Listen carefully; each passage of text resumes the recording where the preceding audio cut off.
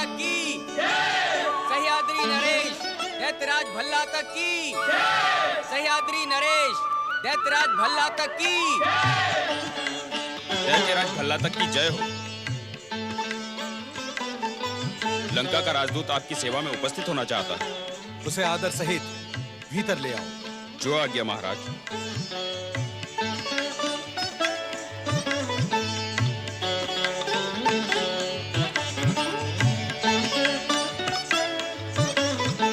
दैत्यराज भल्ला तक की जय हो।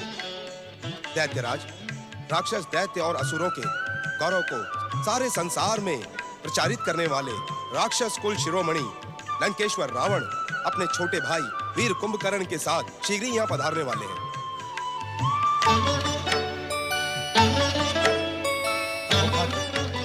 अहोभाग्य, लंकेश्वर रावण और वीर कुंभकर्ण के सह्याद्री पधारने की सूचना देकर तुमने हमें प्रसन्न कर दिया है।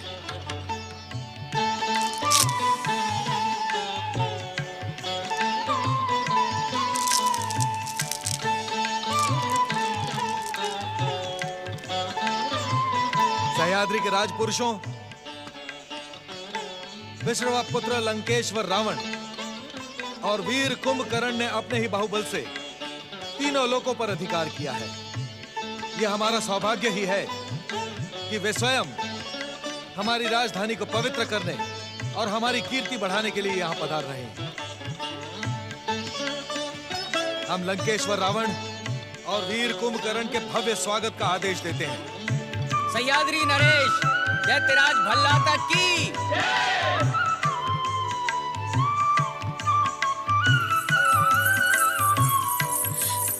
पिताश्री, पिताश्री मैं क्या सुन रही हूँ? तुमने सत्य सुना है पुत्री। हम भी तुम्हें लंकेश्वर रावण और वीर वर कुंभकर्ण के आने की सूचना देने आ ही रहे थे। ये वही महाराज कुंभकर्ण है ना, जिनकी कथाएं आप मुझे बचपन में सुनाया करते थे?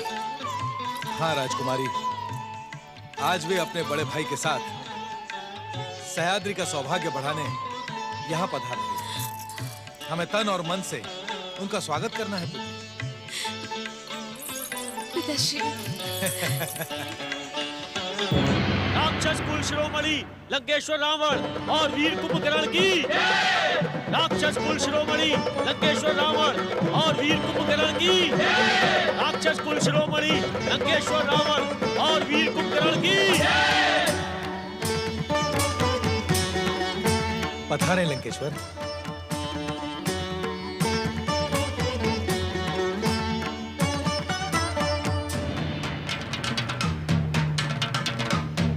आइए, पधारिए, आइए।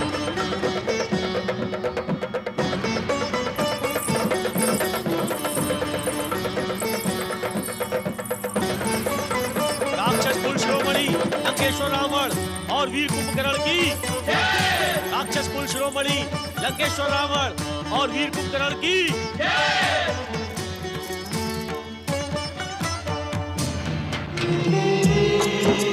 लंकेश्वर की जय हो।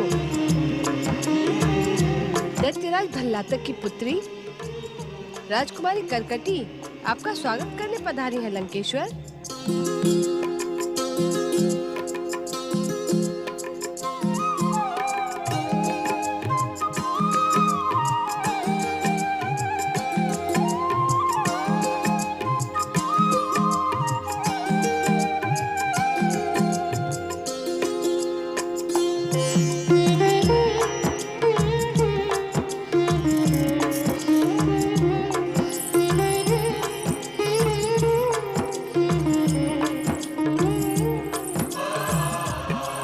लंकेश्वर रावण, सह्याद्री का ये शीतल पेय आपकी यात्रा की थकान मिटा देगा, इसे स्वीकार करें।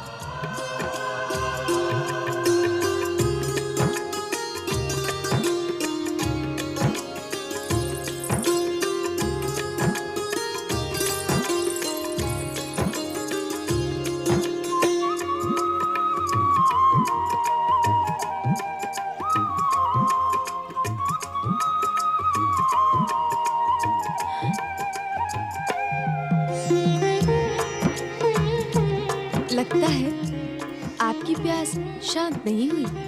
ये प्यास कभी शांत नहीं होगी राजकुमारी, और मैं इस प्यास को शांत करना भी नहीं चाहता। बस समय की गति यहीं रुकी रहे।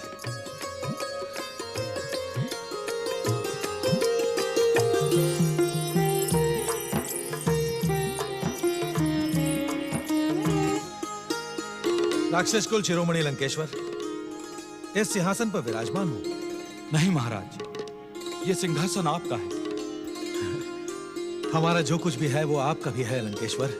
तो फिर ठीक है, हम दोनों साथ साथ इस सिंहासन पर विराजमान होंगे महाराज भल्ला तक।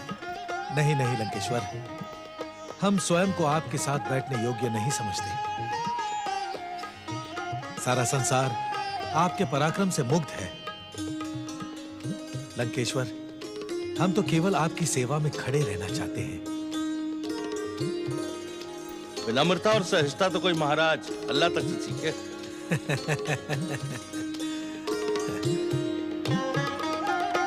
विराजी,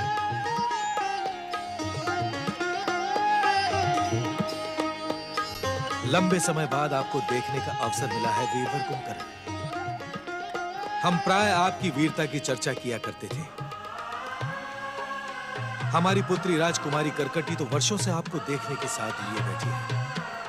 हम जब भी आपकी वीरता की चर्चा किया करते तो वो उत्सुक होकर एक के बाद एक प्रश्न करती। तो यूं समझ लीजिए, देवयोग से राजकुमारी करकटी के प्रश्नों का और उनकी जिज्ञासा का समाधान करने ही हम यहाँ आए। सत्य वचन, दैत्य जाति के आराध्य देवादिदेव महादेव की कृपा से ही आप जैसे परम शिव भक्तों के चरण आज हमारी भूमि पर पड़े हैं। इस समय राजकुमारी करकटी की प्रसन्नता का अनुमान लगाना असंभव है। एक बात कहूं महाराज भल्ला तक, आपने राजकुमारी करकटी के साथ बहुत अन्याय किया है। ये आप क्या कह रहे हैं वीरवर? जब राजकुमारी के भीतर मुझसे मिलने की इतनी इच्छा थी तो आप इनको लेकर के लंका क्यों नहीं आए? करकटी के हट के कारण हमने कई बार लंका आने का कार्यक्रम बनाया था, परंतु हर बार कार्यक्रम स्थगित करना पड़ा। ऐसा क्यों महाराज? हमें पता चला कि ब्रह्मा जी के वरदान के कारण आप 6 माह सोते रहते हैं। आपकी नींद में विघ्न न पड़े इसलिए हमने अपना कार्यक्रम स्थगित कर दिया। दैत्यराज भल्ला तक, इस समय हम एक आवश्यक कार्य से सह्याद्री आए हैं। हम तो यही समझते हैं लंकेश्वर कि हमारी कीर्ति बढ़ाने के लिए ही आप सह्याद्री पधारे। फिर भी आपके सह्याद्री पधारने के कारण का अनुमान हम लगा सकते हैं, परंतु इस बात पर चर्चा हम आपका भरपूर स्वागत करने के बाद ही करेंगे। सह्याद्री के राजपुरुषों, इस समय हम अपनी प्रसन्नता को शब्दों में व्यक्त नहीं कर सकते। जिसने अपनी वीरता और पराक्रम से केवल पृथ्वी लोक ही नहीं, स्वर्ग लोक, पाताल लोक, यम लोक, नाग लोक और वरुण लोक, हर लोक पर अपना अधिकार किया है, वे लंकेश्वर रावण और वीरवर कुंभकर्ण आज हमारे बीच हैं। आप सब सच्चे मन से राक्षस जाति के हित चिंतक लंकेश्वर रावण की जय जयकार करें। राक्षस कुल शिरोमणि लंकेश्वर रावण की, राक्षस कुल शिरोमणि लंकेश्वर रावण की। मैं इस प्यास को शांत भी नहीं करना चाहता राजकुमारी। मैं तो चाहता हूं कि समय की गति यूं ही रुकी रहे। आप मुझे देखती रहें और मैं यूं ही शीतल पेय पीता रहूं। आप देखती रहें, मैं पीता रहूं।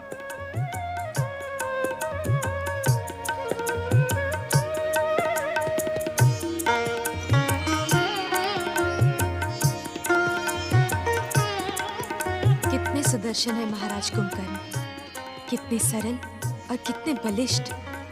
मुझे पिताश्री की बात नहीं माननी चाहिए। आज से बहुत पहले ही उनकी सेवा में स्वयं को समर्पित कर देना चाहिए था।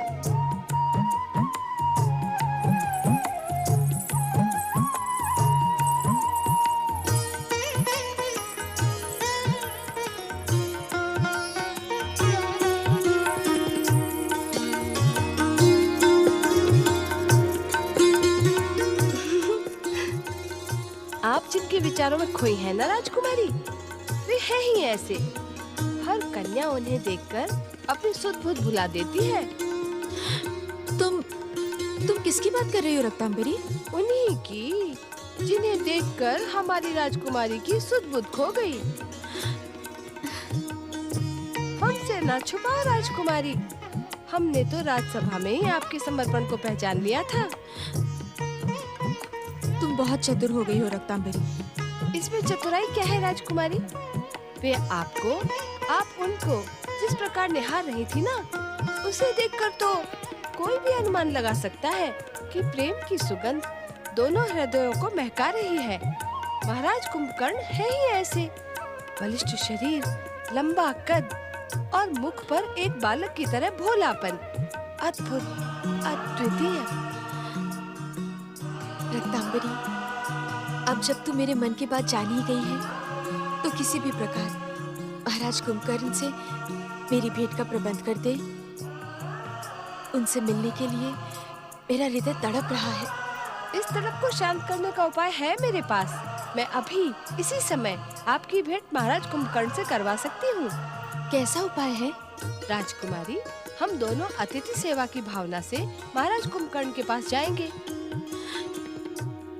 नहीं रक्तांबरी, मैं ये नहीं कर सकती, मुझे लाज आती है। अरे, एक ओर से तो कहती हो कि भेंट करा दो और दूसरी ओर कहती हो कि लाज आती है। आपको अपनी लाज को तो त्यागना ही पड़ेगा राजकुमारी। तू समझ नहीं रही है रक्तांबरी। यदि मैं राजमहल में उनसे मिलूंगी तो लोग चर्चा करेंगे। मैं तो उनसे एकांत में मिलना चाहती हूँ, अपने मन की कहना चाहती हूँ और उनके मन की सुनना चाहती हूँ। पर वे क्या एकांत में मिलने का प्रस्ताव स्वीकार करेंगे? करेंगे क्यों नहीं? तूने ही तो कहा था, प्रेम के फूल की सुगंध आप दोनों को महका रही है। तू बस मेरा एक काम कर, तू उनकी सेवा में प्रस्तुत हो जा और अवसर मिलते ही मेरा निवेदन दे देना। जैसी राजकुमारी की आज्ञा। आपकी कृपा से मुझे महाराज की सेवा में जाने के साथ साथ अपनी चतुराई दिखाने का अवसर भी मिल जाएगा।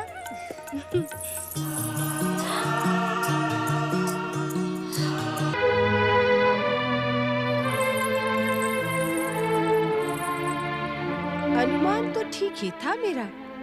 महाराज कुंभकर्ण भी उसी प्रकार विचारों में खोए हैं, जिस प्रकार कुछ देर पहले हमारी राजकुमारी करकटी खोई थी। अर्थात प्रेम का फूल दोनों ही ओर सुगंध बिखेर रहा है।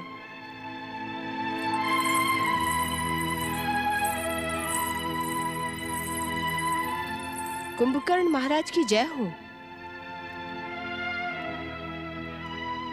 आप? क्यों? आप किसी और की प्रतीक्षा कर रहे थे क्या? नहीं। मेरे साथ और कोई नहीं आया महाराज। मैं अकेली ही आई हूँ आपकी सेवा में, आपको मदिरा पान कराने। मदिरा पान करने की इच्छा नहीं है हमारी। मेरी बातें आपकी अनिच्छा को प्रबल इच्छा में बदल देंगी। तो फिर कुछ बातें ही करो। कहें, क्या बातें करें? अपनी राजकुमारी करकटी के बारे में। हमारी राजकुमारी तो अद्भुत है महाराज। उनके रूप और सौंदर्य की चर्चा पृथ्वी पर नहीं, पाताल लोक तक भी पहुंच चुकी है। कई वीर उन्हें अपना बनाने का सपना लेकर सह्याद्री आए थे, पर सब के सब निराश होकर लौट गए। क्यों? क्या तुम्हारी राजकुमारी के मन में कोई और पुरुष समाया हुआ है? हाँ महाराज। वो सौभाग्यशाली पुरुष कौन है? वे भी हमारी राजकुमारी की तरह अद्भुत है महाराज। इस संसार में उनकी कोई समानता नहीं है। उनके पराक्रम के आगे तीनों लोकों के प्राणी कांपते हैं और उनकी सरलता के सामने सब नतमस्तक हो जाते हैं। ऐसा विलक्षण व्यक्ति कौन है? मैं तो केवल इतना ही जानती हूँ महाराज, क्योंकि इतना ही मैंने राजकुमारी से सुना था। इसके आगे तो उन्होंने मुझे कुछ बताया ही नहीं। क्यों? तुमने जानने का प्रयास नहीं किया? किया तो अनेकों बार, पर वे वही करती हैं जो उनका मन कहता है, और उनके मन के विपरीत जाने का साहस किसी के भीतर नहीं है। क्या मैं उनसे एकांत में भेंट कर सकता हूँ? क्या आप उनसे उनकी कल्पना के राजकुमार का परिचय जानना चाहते हैं? और भी बहुत कुछ जानना, कहना और सुनना चाहता हूँ। यदि आप मुझ पर ये उपकार कर दें तो आपकी बहुत कृपा होगी। ऐसा अनर्थ न करें महाराज, मैं तो एक साधारण सी दासी हूँ। पर इतना अवश्य जानती हूँ कि हमारी राजकुमारी करकटी से मिलना इतना सरल नहीं है। आप तो अनिच्छा को इच्छा में बदल लेते हैं। अब तक तो आपकी अनिच्छा को मैं इच्छा में नहीं बदल पाई महाराज।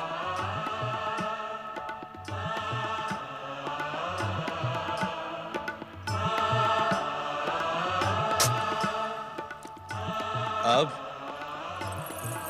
तो प्रयास करना ही होगा, और भेंट हो या ना हो ये तो राजकुमारी की इच्छा पर ही निर्भर करता है। वैसे मुझे उनसे भय बहुत लगता है। आपको भयभीत होने की कोई आवश्यकता नहीं। मैं जानता हूँ हमारी भेंट का प्रस्ताव सुनकर राजकुमारी करकटी प्रसन्न हो जाएंगी। यदि आपको अपनी बात पर इतना ही विश्वास है तो संध्या काल में राजमहल के पीछे वन प्रदेश में आ जाइएगा। संध्या काल के समय राजकुमारी प्रतिदिन वही वन विहार के लिए जाती हैं।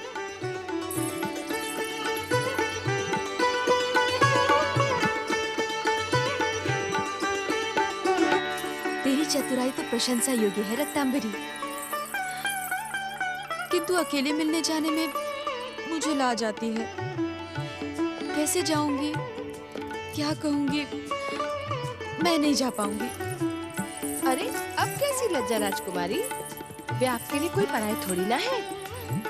आपके प्रति उनके मन में उमड़ते प्रेम को देखकर मेरा मन प्रसन्न हो गया है। सचमुच वे कितने सरल हैं, कितने सज्जन हैं। किंतु मैं अकेले नहीं जा पाऊंगी। तो ठीक है, मैं भी आपके साथ चलती हूँ। तू क्या करेगी वहाँ जाकर? तो ठीक है, आप कहती हैं तो नहीं जाती हूँ, पर आपको तो जाना ही पड़ेगा, अन्यथा वे आपकी प्रतीक्षा करते रह जाएंगे। ये वे क्या लगा रखी है? वे केवल तेरे महाराज हैं और कुछ भी नहीं। भूल हो गई राजकुमारी, वे केवल आपके हैं। पर अब विलंब न करें, संध्या हो गई है, महाराज आपकी प्रतीक्षा करते होंगे। अरे क्या हुआ, आप जाते जाते रुक क्यों गई? अच्छा तू भी मेरे साथ चल, किंतु दूर खड़ी रहना, समझी? जैसी राजकुमारी की इच्छा।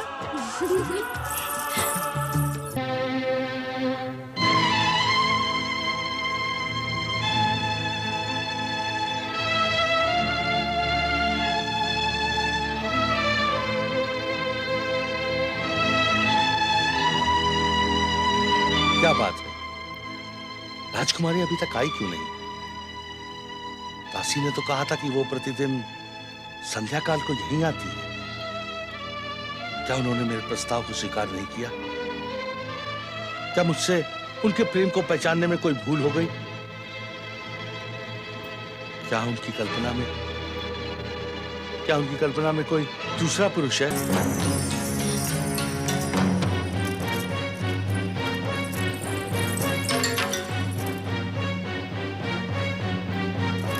महाराज। राजकुमारी आप? राजकुमारी, मुझे भैया की बातों पर बहुत खेद है।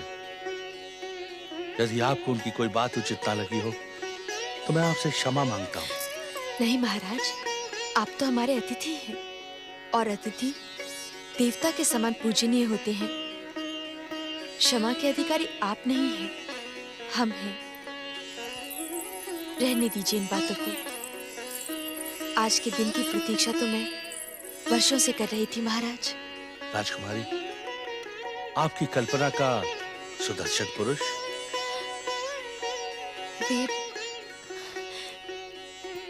वे आप ही हैं महाराज। नारायण नारायण। बचपन से ही पिताश्री से आपके पराक्रम की कथाएं सुना करती थी, और उन्हीं कथाओं को सुनकर मैंने स्वयं को आप पर समर्पित कर दिया था। राजकुमारी, आपको देखकर मुझे भी ऐसा ही लगा था, परंतु मैं आपसे क्षमा चाहता हूँ राजकुमारी। मैं अपने आप को आपके योग्य नहीं समझता। ये आप क्या कह रहे हैं महाराज? आपके इस विचार का कारण? कारण है ब्रह्मा जी का वरदान। इस वरदान के कारण मैं 6 मास तक सोता रहता हूँ।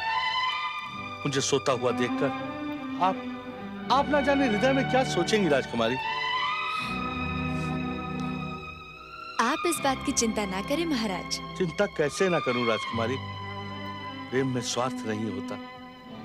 अपने सुख के लिए आपके हृदय को दुख पहुंचाऊं, ये तो अनुचित है राजकुमारी। मैंने आपसे कहा ना, सच रक्तांबरी, उनके विषय में जो कुछ भी सुना था वे उससे अधिक महान एवं सरल है। उनकी जितनी प्रशंसा की जाए उतनी कम है। सच कहती हो राजकुमारी, उनको देखकर ये अनुमान लगाना कठिन है कि ये वही कुंभकर्ण है जिनके पराक्रम से सारा संसार कांपता है। एक बात पूछो राजकुमारी? पूछो ना। आज उनके विषय में ढेर सारी बातें करने को मन कर रहा है। क्या आपने उनसे लज्जाती क्यों हो? यही पूछना चाहती हो ना कि मैंने उनके समक्ष प्रेम का प्रस्ताव रखा कि नहीं? मैंने उनके समक्ष केवल प्रेम का प्रस्ताव ही नहीं रखा, मैंने तो स्वयं को उनके चरणों में समर्पित कर दिया है और उन्होंने भी मेरे निवेदन को स्वीकार कर लिया है। आज तो मेरा मन मयूर की भांति नाच रहा है।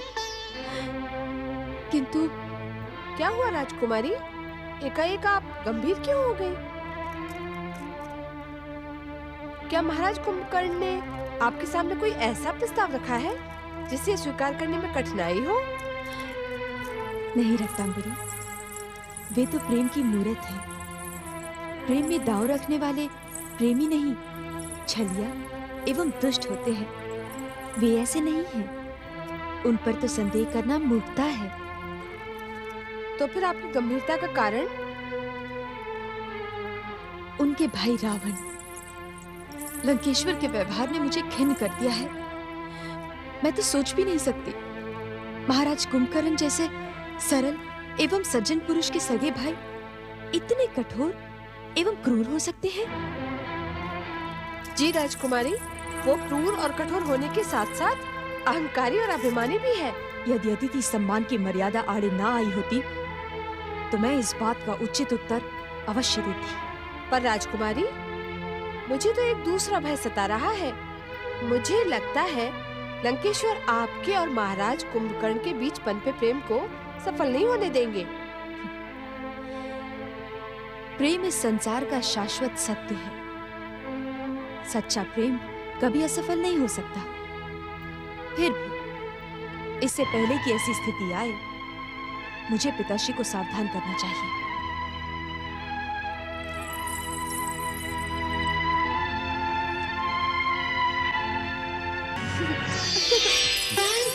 राजकुमारी,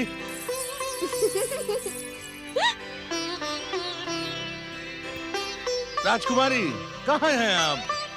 कहाँ चली गई? कुंभकर्ण, लंकेश्वर रावण, आप यहाँ? महाराज भल्लातक, आपने अभी तक हमें अपनी चिंता के विषय में नहीं बताया। हमारी चिंता का कारण तो आप समझ ही गए होंगे।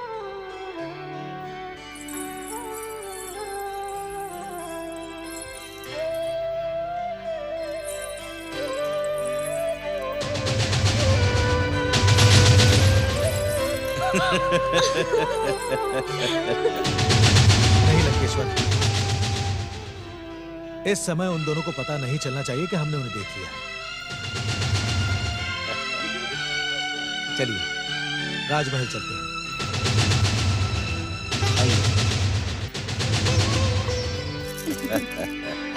ये आप क्या कह रहे हैं लंकेश्वर? क्या मैं राजकुमारी करकटी की वर्षों की तपस्या और निर्मल प्रेम को ठुकरा कर चला जाऊं? क्या राजकुमारी करकटी के साथ यह न्याय नहीं होगा? न्याय और अन्याय पर विचार वहां किया जाता है जहां आपसी संबंध हो। संबंधों की दुहाई मुझे ना दे लंकेश्वर। मैंने दृढ़ निश्चय कर लिया है कि मैं राजकुमारी करकटी के साथ विवाह करके ही यहाँ से जाऊंगा। ये कैसी मूर्खता की बातें कर रहे हो तुम? क्या तुम्हारी बुद्धि भ्रमित हो गई है, या उस करकटी ने तंत्र मंत्र से तुम्हारी बुद्धि को कीलित कर दिया है? वहां लंका युद्ध की भीषणता से चल रही है और तुम ब्याह रचाने की बात कर रहे हो।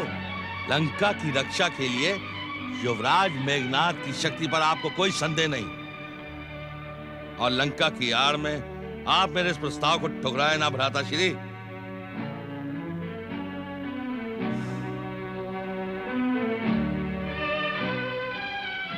प्रिय अनुज, मेरे भाई, मैं समझ गया तुम्हें करकटी से प्रेम हो गया है और तुम्हारे प्रेम के बीच में आने का मुझे कोई अधिकार नहीं। अब तक तुम्हें रोकना मेरी भूल थी। अब तुम जैसा चाहोगे हम वैसा ही करेंगे। किंतु हाँ, इससे पहले कि तुम अपनी बात कहो, हम तुम्हें एक सुझाव अवश्य देना चाहते हैं। अवश्य भैया, अवश्य।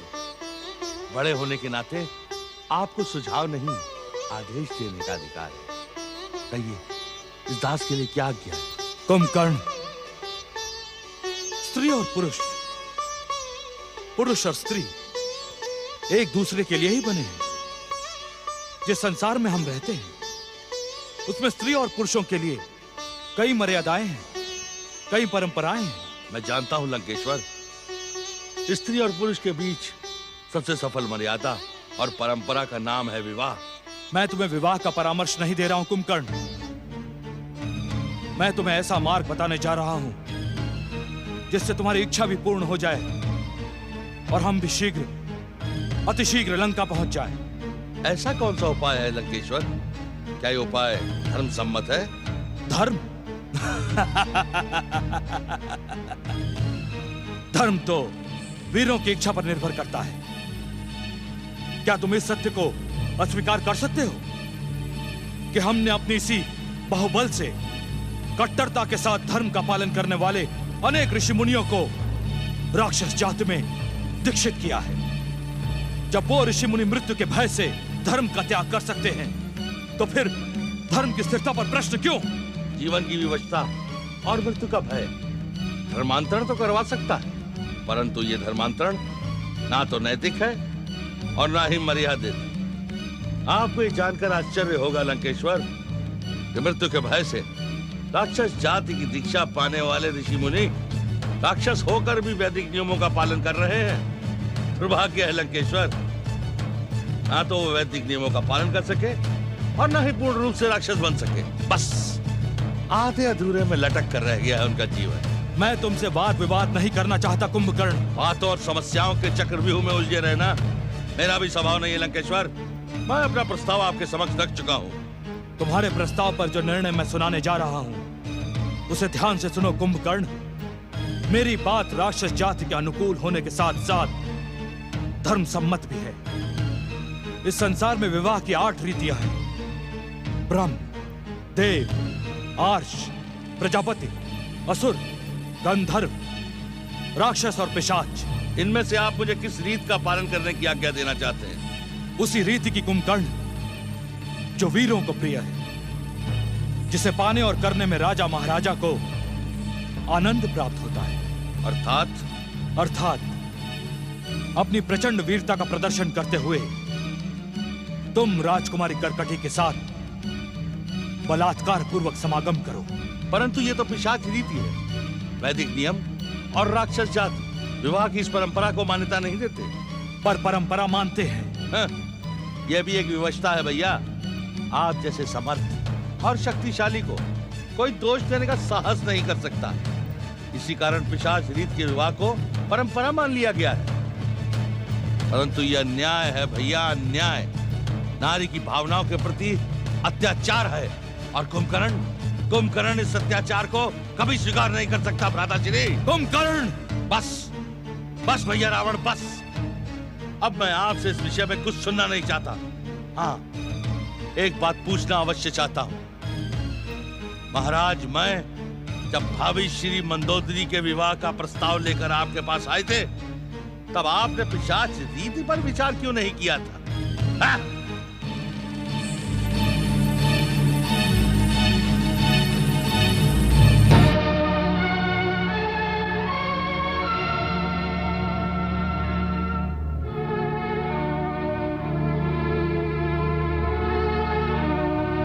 क्या बात है भांजे, तुम यहाँ? अरे मुझे बुला लिया होता। मामा श्री, हम अभी इस समय लंका की ओर प्रस्थान करेंगे और जाने से पहले उस दुष्ट कुटिल भल्ला तक को ऐसा दंड देंगे कि उसके कुल में जन्म लेने वाली 21 पीढ़ियां भी लंकेश्वर रावण का नाम सुनकर भय से थर-थर कांपेगी। भांजे, अचानक रोष का कारण? रोष का कारण है कुंभकर्ण, जो यहां आकर उस भल्लातक की पुत्री करकटी के प्रेम जाल में उलझ गया है। ये तुम क्या कह रहे हो भांजे? मामा श्री, स्थिति इतनी विचित्र हो गई है कि कुंभकर्ण उस साधारण सी राजकन्या करकटी के लिए हमारे विरुद्ध विद्रोह भी कर सकता है। क्या महाराज भल्लातक को स्थिति का ज्ञान है? स्थिति की रूपरेखा उसी ने तो बनाई है। उसने मुझे स्पष्ट शब्दों में तो नहीं कहा, किंतु संकेत अवश्य दिया है कि करकटी का विवाह कुंभकर्ण से कराए बिना वो हमें सैनिक सहायता उपलब्ध नहीं करवाएगा। परंतु हम किसी भी मूल्य पर इस समय इस विवाह को स्वीकार नहीं कर सकते। देखो भांजे, तुम्हारे निर्णय सदा उचित रहे। आज तुम्हारे कारण राक्षस जाति गौरव शिखर तक पहुंची है, पर इस समय तुम रोष के कारण भविष्य की नहीं सोच रहे। कहना क्या चाहते हैं आप? कि इस समय सह्याद्री को छोड़ के जाने का अर्थ होगा कुंभकर्ण का त्याग। वनवासी राम की सेना के विरुद्ध महायोद्धा कुंभकर्ण के बिना विजय की हम कल्पना भी नहीं कर सकते भांजे। तो क्या हम भल्लातक के प्रस्ताव को स्वीकार कर लें? मूर्ख कुंभकर्ण के हठ को मान लें? उसे मानना ही पड़ेगा भांजे, मानना पड़ेगा। नियंता की भी इच्छा यही दिखाई पड़ती है। अरे इसी इच्छा वश होकर ही तो हम लोग यहाँ तक चले आए, अन्यथा आपके आदेश पर तो भल्लातक लंका भागा भागा चला आता भांजे।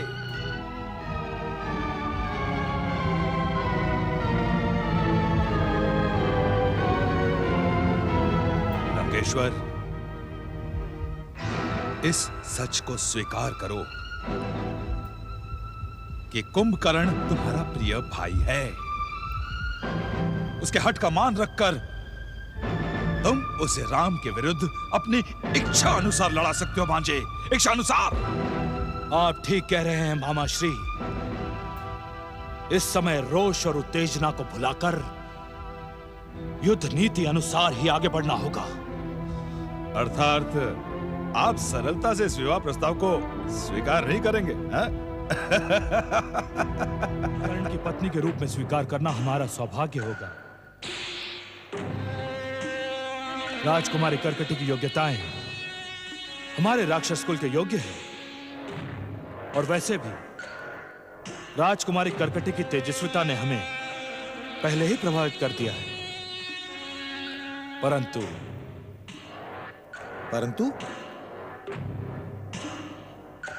लंकेश्वर, आप अपनी बात कहते कहते रुक क्यों गए?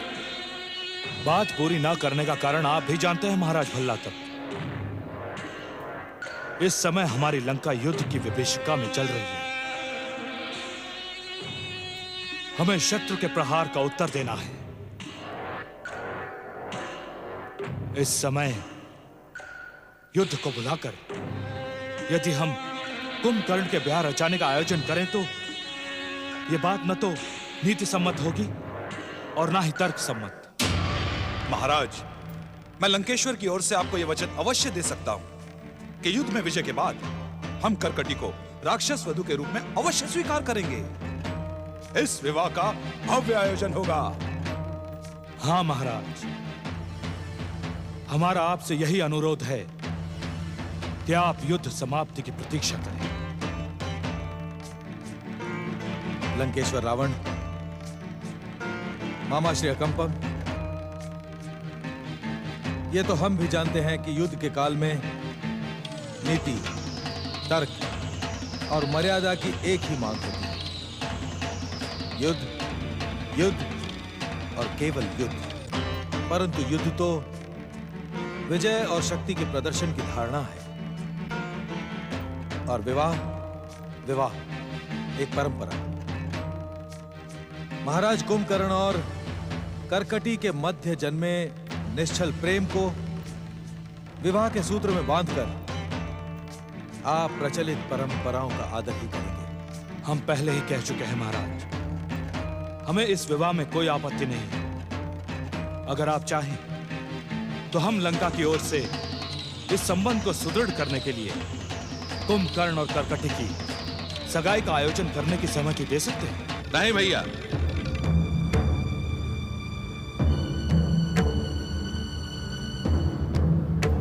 मैं आपसे पहले भी कह चुका हूं, करकटी के साथ विवाह के अतिरिक्त मुझे और कुछ स्वीकार नहीं।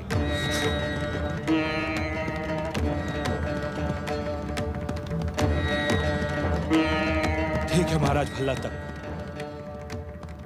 अपने प्रिय भाई कुंभकर्ण की इच्छा का आदर करते हुए मैं इस विवाह की स्वीकृति देता हूं, परंतु ये विवाह आज संध्या काल में संपन्न हो जाना चाहिए।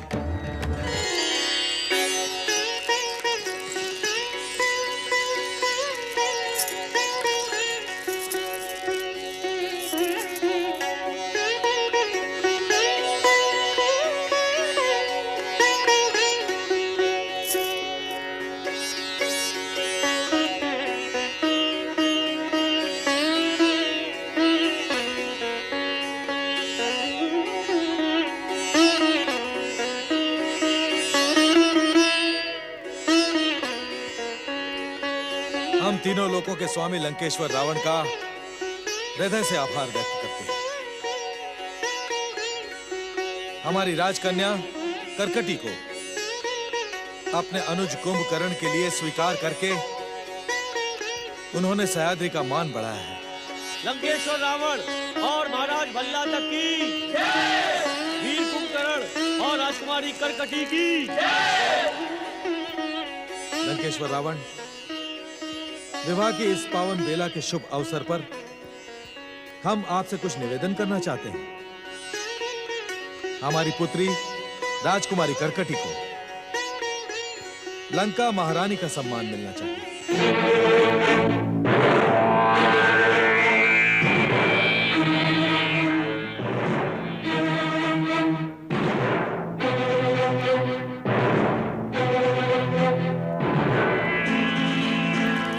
महाराज भल्ला तक, लंकेश्वर की ओर से मैं आपको आश्वासन देता हूं कि राक्षस कुल वधू राजरानी करकटी को लंका की महारानी का सम्मान अवश्य प्रदान किया जाएगा।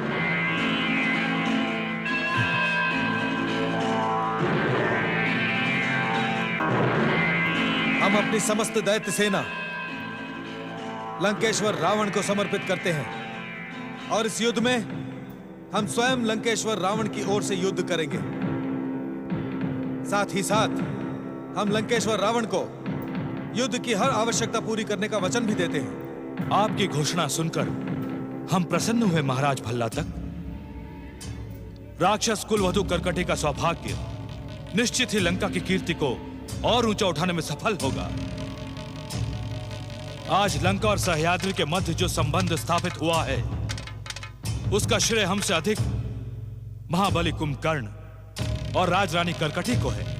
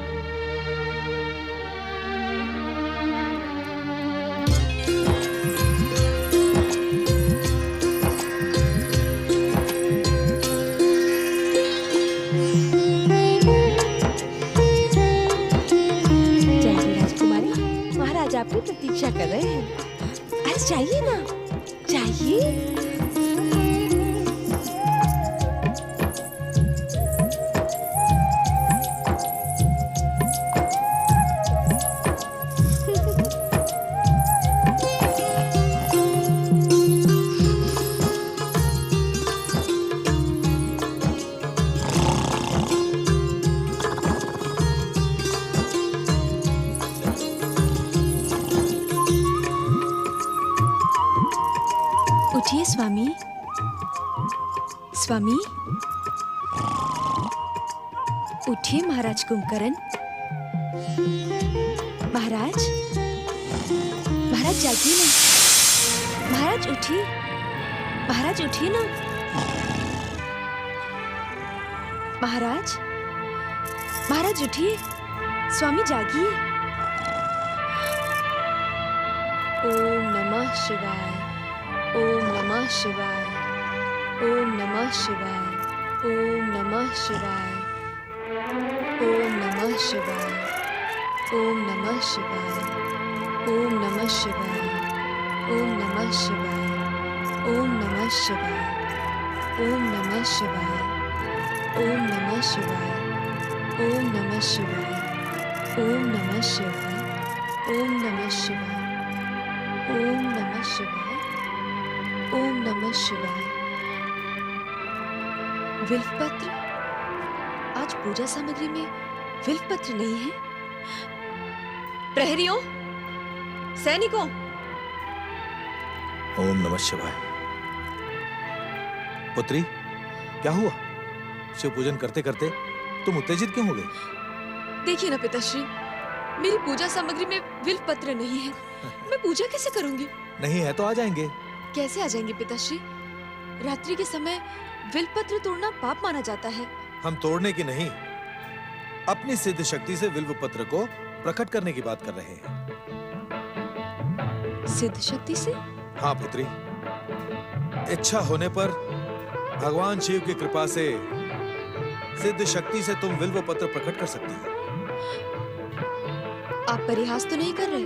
नहीं पुत्री, हम परिहास नहीं, हम सच कह रहे हैं। मुझे विश्वास नहीं हो रहा पिताश्री।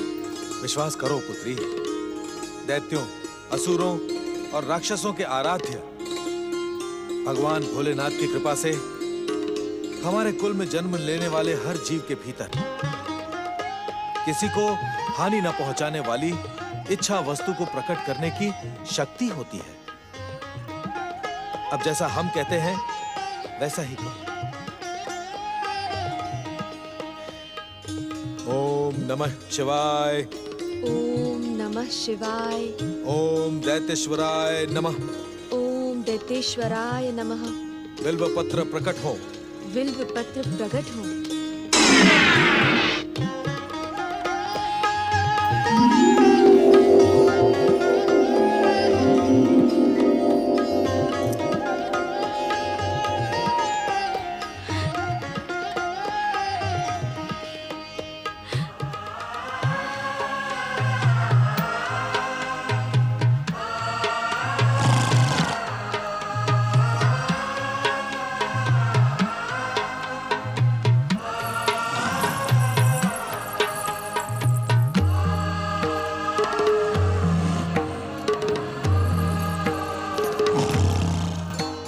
शिव कृपा से प्राप्त दैत्यों की सिद्ध शक्ति प्रभावी हो।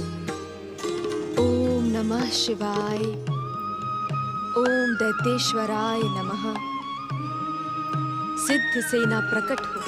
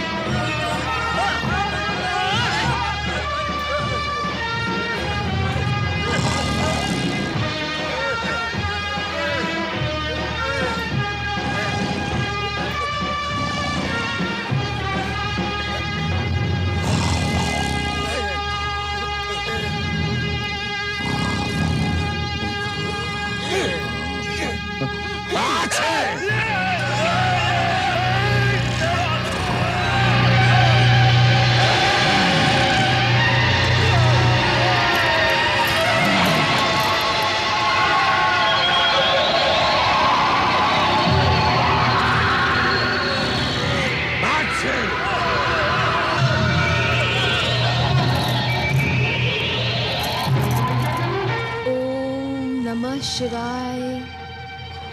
ओम दैत्येश्वराय नमः।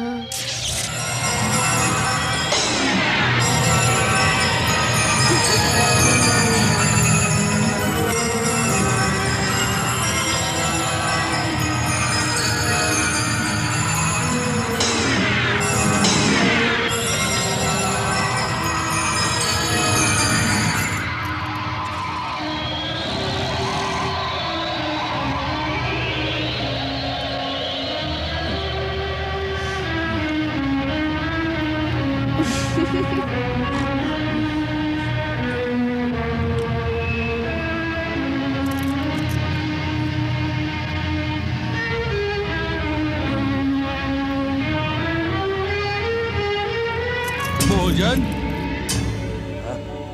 भोजन भोजन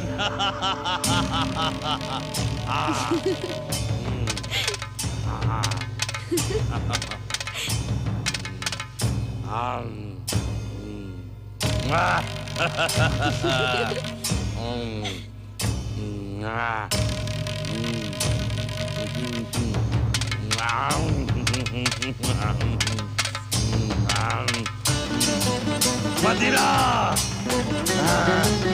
मदिरा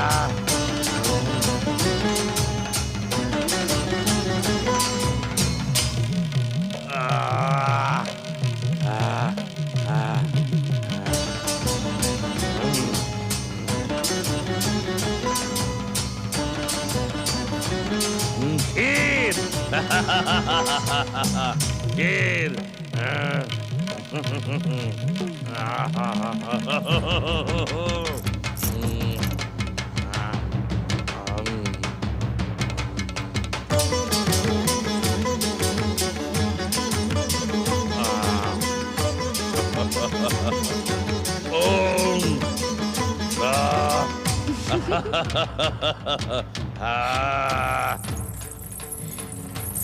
देखा स्वामी, मैं आपको जगाने में सफल हो गई।